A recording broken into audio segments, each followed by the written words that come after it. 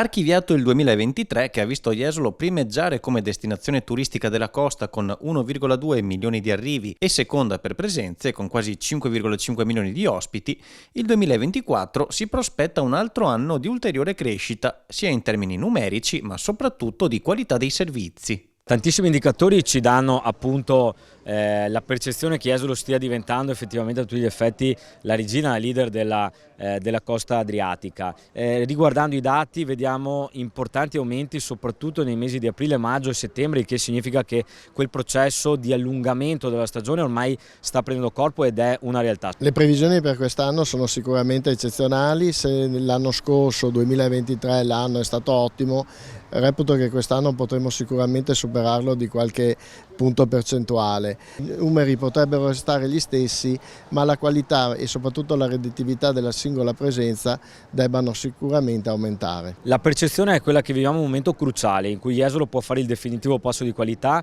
Lo vediamo perché abbiamo finalmente portato in mano i rivoluzionari interventi sulla viabilità in entrata, quindi con la via del mare, la bretella verso est, che con la regione sono veramente ad un passo, il sofferto rinnovo dell'assetto della spiaggia, che però porterà milioni di euro di investimenti sulla nostra città, ma anche l'appeal e l'interesse di investitori importanti anche nel settore alberghiero ci fanno appunto percepire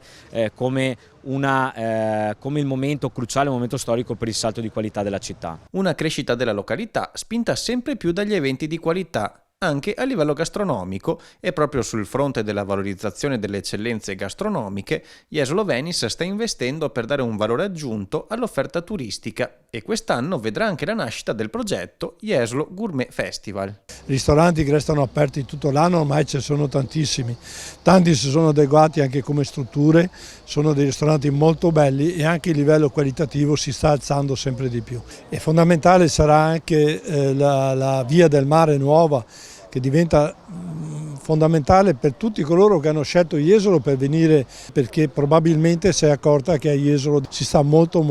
bene. Sarà quindi un 2024 ricco di novità anche dal punto di vista della comunicazione, grazie alla partnership stretta tra la località e il network radiofonico nazionale Radio DJ, un progetto di comunicazione costruito su misura per la città di Jesolo, che durerà 3 anni e che sarà incentrato sul connubio di attività editoriali in partnership, oltre che con contenuti esclusivi pensati su misura per Jesolo. Jesolo voleva Radio DJ ha voluto fortemente Jesolo, quindi da questo motto del territorio siamo riusciti a chiudere questa importante collaborazione che ci auguriamo possa